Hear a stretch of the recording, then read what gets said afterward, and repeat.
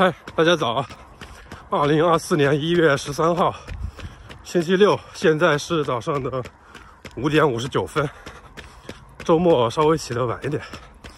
然后今天是一个半马，大概平均配速450吧。最近都会跑有氧，不跑长距离和强度了，因为前几天我的左脚的脚踝那块可能是撞到什么地方了，当时没有感觉，最近这几天有点疼，所以就不敢跑强度了，就跑跑有氧吧。行，我们加油干！昨天有一位朋友，他应该是翻看了我以前的一些视频，然后在评论区给我留言，说希望我聊一下我的首马通州马拉松的一个回顾吧。那今天就借这个机会来和大家分享一下我的首马的一个记录，也相当于自己做一个复盘吧。虽然说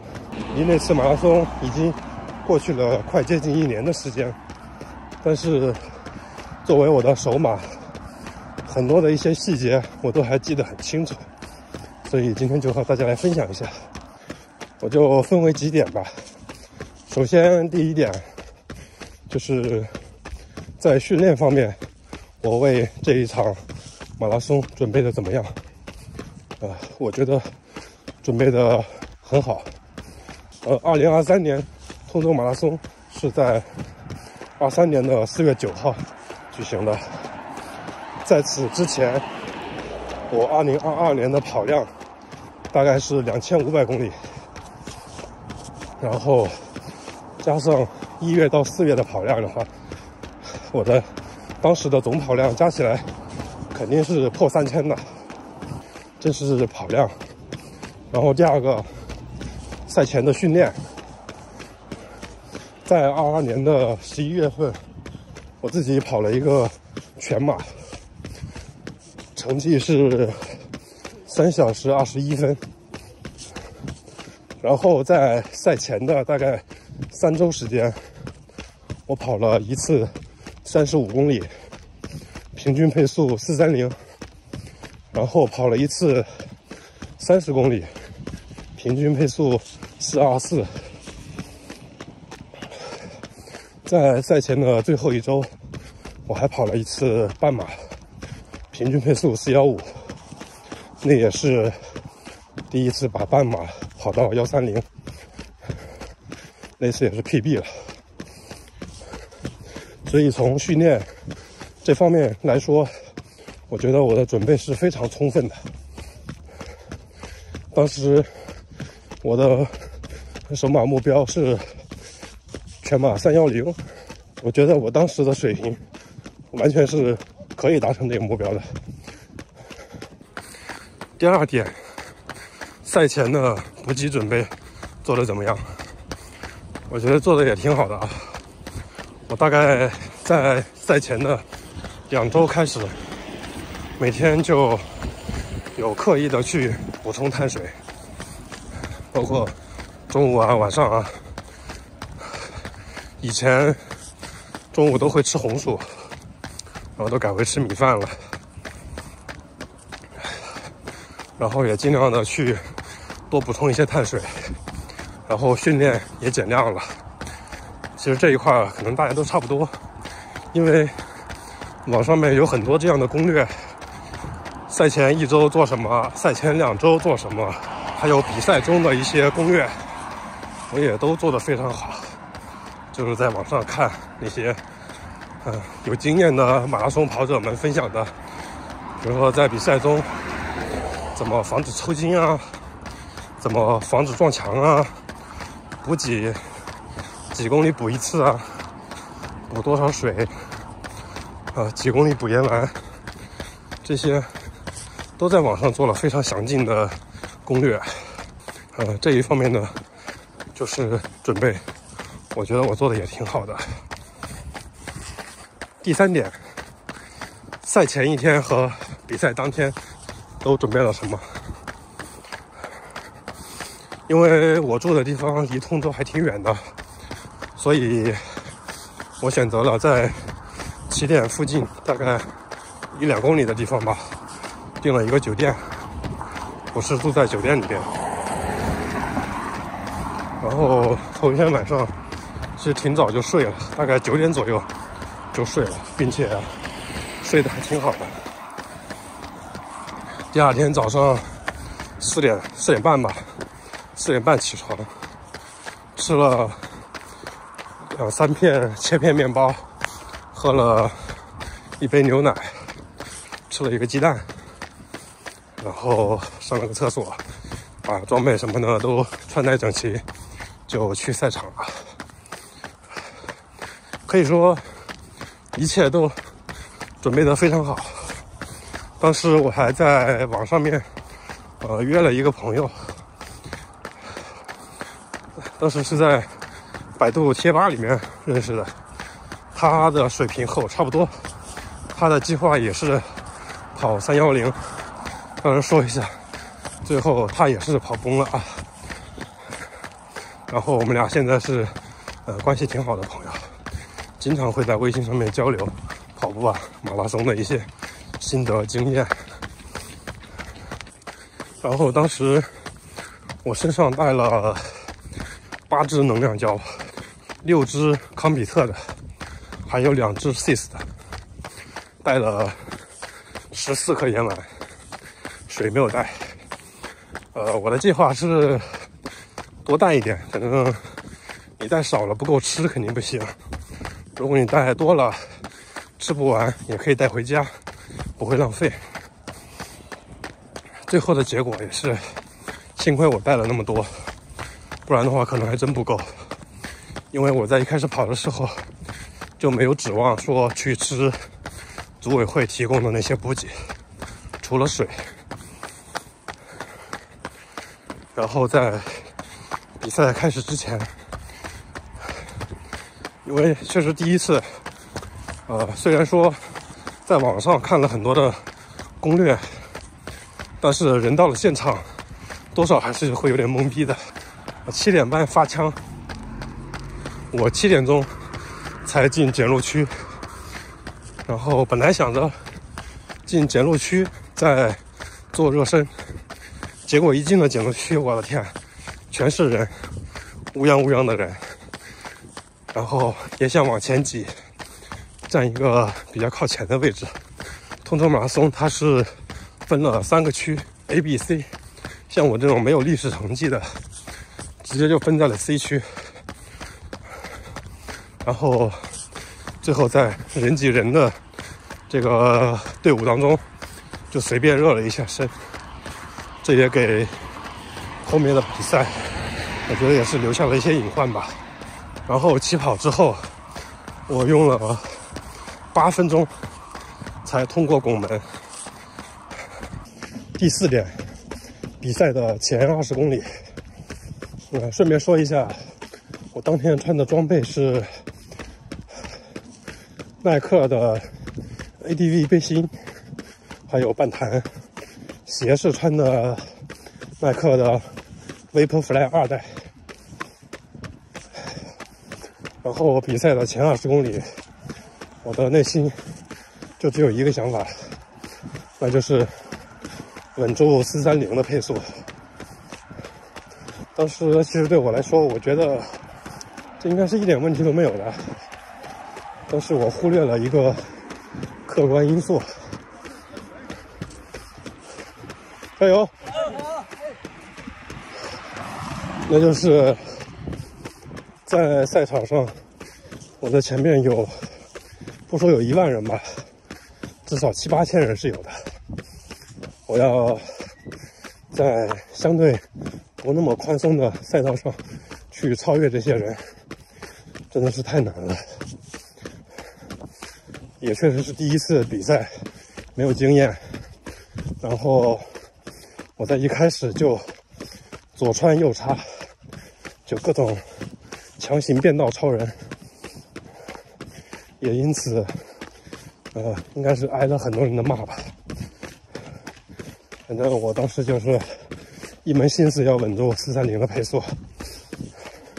然后挨骂也不管了。我那个朋友也跟着没办法，也跟着我一起左穿右插，这也为后面的比赛埋下了一些隐患。不过前20公里确实配速也是稳定在了430以内。然后第5点，20公里以后，整个20公里之后，真的都是一个非常崩溃的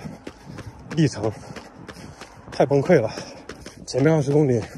因为左右穿插我太用力了，一个是那个肌肉当时已经非常酸了，乳酸堆积；第二个是因为太用力，我的2个脚的那个脚趾都已经顶出水泡了，所以后面的那20多公里真的是非常的痛苦，配速也一路的掉。中间每次看到摄影师基本上都是痛苦面具，也没有心情去摆 pose 了，基本上就是埋着头默默的跑。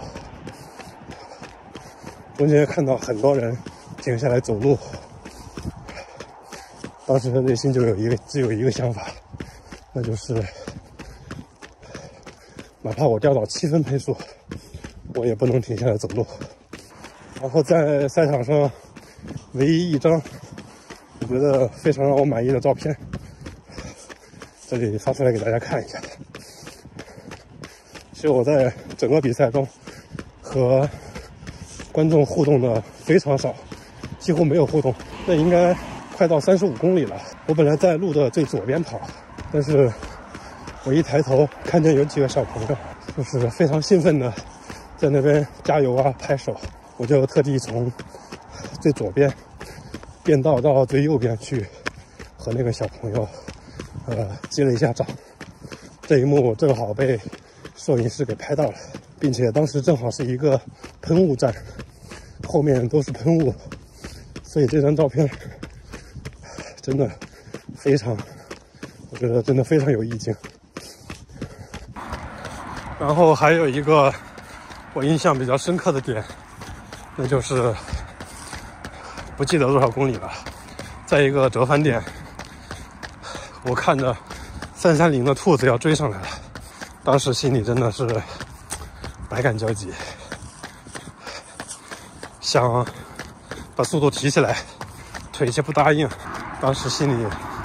真的非常不想让330的兔子逮到，但是身体却没有办法，提不起任何的速度来。那说完了整个比赛的一个心路历程吧，最后我来总结一下吧。首先就是我觉得我的训练方面来说是没有太大问题的，就是从训练的跑量啊，然后训练的强度啊，赛前的准备各方面来说，我觉得是没有太大问题的。然后是赛前的准备，我觉得也没有太大的问题，除了我当时的体重还比较大，当时体重大概81公斤吧，然后比赛的过程中的补给准备的也是没有问题的，8支能量胶全部吃完了，赛前吃了1支，11公里的时候吃了1支，然后后面基本上大概每7公里会吃1支，每次吃胶的同时会补2颗盐丸，然后整个过程中取水也很顺利，然后在后程就是30多公里之后，乳酸堆积的非常厉害，但是也没有抽筋，也没有感觉到撞墙。然后我觉得有问题的几点，主要就是在于起步的时候太快了，然后太着急，左穿右插，强行超人，浪费了太多的体力，这是最大的问题。虽然说平时攻略做的挺好的，看的也挺多的，每个人都说一开始一定要慢一点，不要心急。但是第一次上赛场，真的那种氛围，就人很难抑制下来那种兴奋的心情，太容易控制不住了。当然，这也是比赛经验不足的一种表现吧。我觉得我下次再参加比赛，应该就不会再犯这样的错误了。14.5公里了，现在6点56分，路灯也快灭了。今天和大家聊我的首马复盘，就聊这么多吧。因为虽然说记忆挺深刻的，但是能想起来的也不多。如果说今年有机会的话，我还会参加通州马拉松。今年的目标就是报仇，把去年没有实现的目标给它完成了。路灯已经灭了，黑灯瞎火的。行，那就先这样吧。今天算是给大家做一个首马失败的一个分享。其实我挺喜欢跟大家分享我失败的经历，因为每个人获取成功的，他的经历是不能复制的。但是失败的话是可以复制的。就是我这次因为在前期为了稳住配速，浪费了太多的体力去超人，导致我失败。就是这个原因，很多人也可能都会犯这个错误，所以我把它分享出来。如果您看到了，希望您可以吸取到一个教训吧。下次在您跑马拉松的时候，就不要再犯同样的错误了。不过我也还是希望下次能够有机会和大家分享我成功破310、成功破3的一个经历吧。行，马上到家了，今天就这样。嗨，跑完了，21.1公里，平均配速422，用时1小时39分，平均心率140。行，谢谢大家看到这里，再见，加油干！